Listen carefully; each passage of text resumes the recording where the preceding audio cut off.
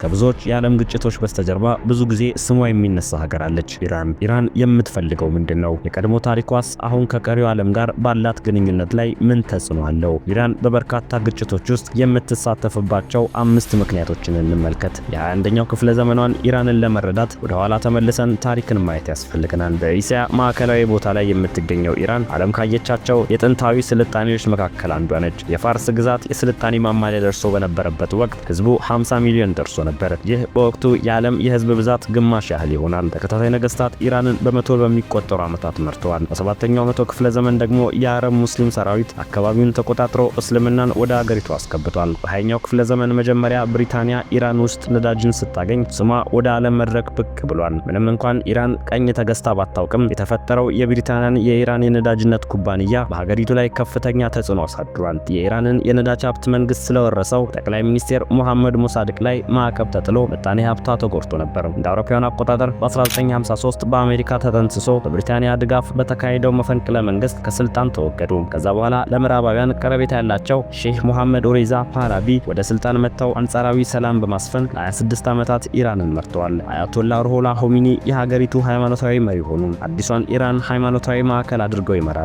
ሆሚኒ ወደ ኢራን ሲመለሱ የፖለቲካ ራዕያቸውን ለማሳካት ብዙ ጊዜ አላባከኑም። ይህም ወደ ቀጣዩ ምክንያት ይወስደናል። በኢራንና በአሜሪካ የነበረው ውጥረት የናረው ስርዓቱን የሚደግፉ ተማሪዎች በቴህራን በሚገኘው የአሜሪካ ኤምባሲ ጥሰው ሲገቡ ነው። ፍጥጫው ለ444 ቀናት ከዘለቀ በኋላ ዓለም አቀፍ ማዕቀብን አስከትሏል። በ10 ዓመታት ውስጥ በሁሉም ሀገራት መካከል በርካታ ውዝግቦችም ተከስተዋል። ተባብሶ ከቀጠለው ግጭት በኋላም በፈረንጆቹ 2020 የኢራን ከፍተኛ ጀነራል ቃሲም ሶሎማኒን አሜሪካ ገደለች። የአሜሪካ ባለስልጣናት ጀነራሉ የተገደሉት ራስን ለመከላከል ነው ሲሉ ይናገራሉ። የጋዛና የእስራኤል ጦርነትን ተከትሎ በመካከለኛው ምስራቅ በሚገኙ የጦር ሰፈሮች ላይ በኢራን በሚደገፉ ታጣቂዎች አማካኝነት 170 ጥቃቶች እንደተፈጸመባት አሜሪካ ገልጻለች። ይህም ቀድሞ ካለው ጊዜ ጋር ሲነጻጸር በ20 እጥፍ ጨምሯል።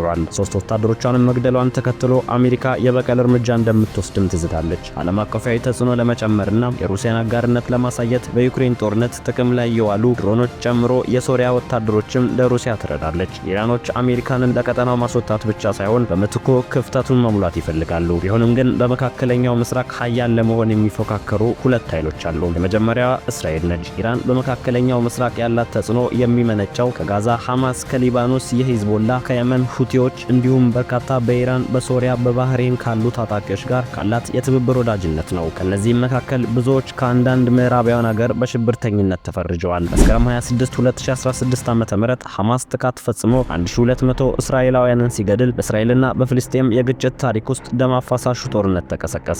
ኢራን በጥቃቱ ውስጥ እጇ እንደሌለ ብትገልጽም የሐማስን እርምጃ ግን በይፋ ደግፋለች። ከዛ በኋላ ኢራን ለማድረግ እየሞከረች ያለው በከፍተኛ ጫና ውስጥ ለሚገኘው ሐማስ የሞራል ድጋፍ መስጠት ነው። ይህንን የምታደርገው ራሷን ሂዝቦላንና ሌሎች አጋሮቿ ከእስራኤልና ከአሜሪካ ጋር ወደ ማድረግ ቀጥተኛ ጦርነት በማያስገባ መልኩ ነው። የኢራን አጋሮች ሁሉም ከሷ ጋር ተመሳሳይ ግንኙነት አላቸው። ሂዝቦላ ከሁሉም የላቀ አቅም ያለው ሲሆን ከኢራን አጋሮች ሁሉ ዋነኛው ነው። በአውሮፓውያኑ ዘመን አቆጣጠር በ1980ዎቹ ብቅ ያለው ሂዝቦላ መሰረቱን ደቡባዊ ሊባኖስ አድርጎ በሰሜናዊው ለእስራኤል ክፍል ስጋት ሆኗል። ሳውዲ አረቢያ ለኢራን ስጋት ናት። ሳውዲ አረቢያ በመካከለኛው ምስራቅ ትልቁ የሱኒ እስልምና ኃይል ስትሆን ኢራን ደግሞ የሺዓ እስልምና ኃይል ነች። በሁለቱ የእስልምና እምነት ቅርንጫፎች መካከል ያለው አለመግባባት መነሻ ከነብዩ መሐመድ ወራሽነት ጋር በተያያዘ ነው። ሁለቱ ሀገራት ቀጥታ ጦርነት ውስጥ ገብተው ባያቁም ለ10 ዓመታት የእጅ ዙር ጦርነት ሲያካሂዱ ቆይቷል። ኢራን ትልቋ የሺዓ ጋድ በመሆኗም በመካከለኛው ምስራቅ በሁሉም የሚገኙ ሙስሊሞች በተለይ ደግሞ በቀጠናው የሚገኙ የሺዓ እስልምና እምነት ተከታዮች ብቸኛዋ መሪ ነኝ የሚል አመለካከት አላት። ሁቲዎች እንደ አውሮፓውያን አቆጣጠር ከ2015 ጀምሮ በየመን እየተካሄደ ካለው የእርስ በርስ ጦርነት ጋር ተያይዞ የሀገሪቱን መንግስት ለማስወገድ እየሞከሩ ነው። በተጨማሪም ከሳውዲ አረቢያ ጋር እየተዋጉ ነው። በ2023 በቀጠናው ውጥረት መንገሱን ተከትሎ ለዓለም የንግድ እንቅስቃሴዎች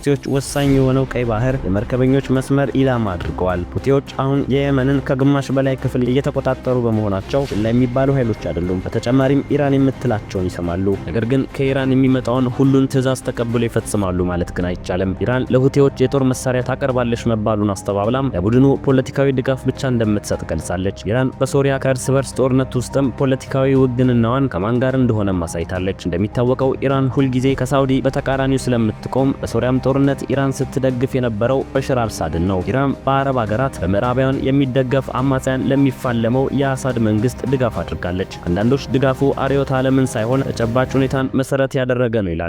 ይህም ኢራን የሱኒ እስልምና ተከታይ የሆነውን ሐማስ ለምን እንደምትደግፍ የበለጠ ያስረዳል። የኢራን ድጋፍ ስትራቴጂያዊ ግብ ከሃይማኖት በላይ የሚሄድ ነው። ኢራን በተጨባጭ ወይም ታሳቢ ውጫዊ ጠላት ከገጠማት በእምነት የሚመሳሰላትም ይሁን አይሁን የጠላቷን ተቃራኒ ከመደገፍ ወደ ኋላ አትልም። ኢራን ለምታደርገው ድጋፎች ከምታቀርበው ምክንያቶች ሁሉ ዋነኛው ጦርነት ከድንበሯ ማራቅ ስለምትፈልግ ነው። የኢራን ኢራቅ ጦርነት እንደ አውሮፓውያን አቆጣጠር በ1988 በተኩስ አቁም ስምምነት ከተቋጨ በኋላም ከጦርነት ለማገገም ኢራን ረጅም ጊዜ ወስዶባታል። ከዛ በኋላ ግን የሚያቃጣባትን ቀጥተኛ ጦርነት ማስወገድ ወታደራዊ ስትራቴጂው አድርጋለች። ይህም ኢራን የራሷን ሚሳኤል የምታበለጽግበት መርሃ ግብር ላይ እንድታተኩርም አድርጓታል።